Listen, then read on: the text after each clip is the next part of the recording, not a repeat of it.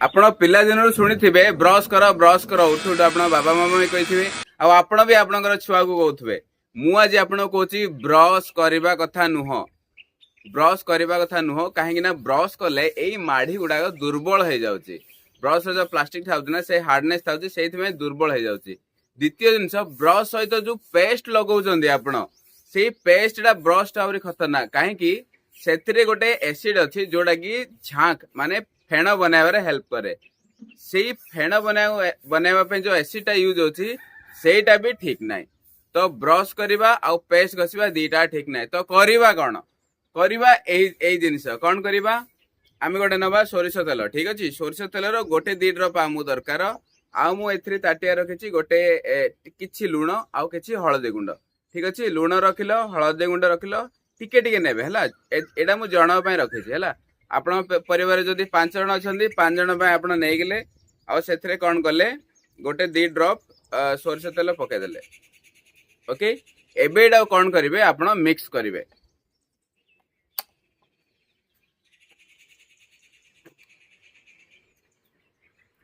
ଏବେ କଣ କରିବେ ଏଇଟା ଭଲ ଭାବରେ ମିକ୍ସ କରିଦେବେ ହେଲା। ଦେଖିପାରୁଛନ୍ତି ଏଇଟା ଭଲ ଭାବରେ ମିକ୍ସ କରିଦେବେ। ଏଇଟାକୁ ଆପଣ ପୁରା ଆପଣଙ୍କର ଦାନ୍ତରେ ଆପ୍ଲାଏ କରିବେ। ଦାନ୍ତରେ ମାଢିରେ ହେଲା। ଲୁଣ ବେଶୀ ନେବେନି କାହିଁକିନା ବେଶୀ ଲୁଣ ନେଲେ ପ୍ରୋବ୍ଲେମ ରହିବ। ଦାନ୍ତ ଆଗ ନା ଏମିତି ଉପରେ ବି ତଳେ ବି କଳ ଦାନ୍ତରେ ବି ସବୁଠାରେ ଆପ୍ଲାଏ କରିବେ। କମ ସେ କମ 1 ରୁ 2 ମିନିଟ ଧୀରେ ଧୀରେ ଧୀରେ ଧୀରେ ମସାଜ କରିପାରିବେ। ଆଜ୍ଞା ଆପଣ ଏଇଟା ସକାଳେ ବି କରିପାରିବେ ଆଉ ରାତିରେ ବି କରିପାରିବେ ଠିକ ଅଛି। ଆପଣଙ୍କୁ ଲାଗୁଥିବ ଯେ ଦାନ୍ତ ଏଥିରେ ହଳଦିଆ ଦେଖାଯିବ ଆଜ୍ଞା କିଛି ଅସୁବିଧା ନାହିଁ। ଦାନ୍ତର ନର୍ମାଲ କଲର ହଉଛି ପେଲ ମାନେ ହାଲକା ହଳଦିଆ ଠିକ ଅଛି। ଆଉ ୟା ସହିତ ଟଙ୍ଗ କ୍ଲିନର ଜରୁର ନିଶ୍ଚୟ କରିବେ।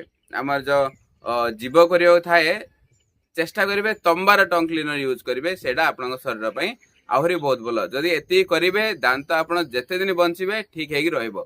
ନହେଲେ ଦାନ୍ତ ପୁକୁଡା ହବ ଏଇ ସବୁ ଜିନିଷ ହବ।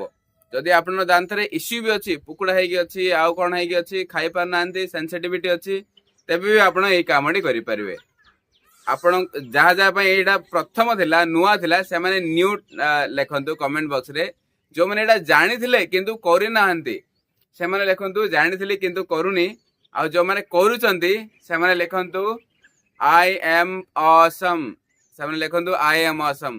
ଦେଖାଯାଉ କିଏ କଣ କରୁଛି। ଜୟ ଜଗନ୍ନାଥ ରହିଲେ ଆଜ୍ଞା। ଦେଖା ହବା ନେକ୍ସଟ ଭିଡିଓରେ।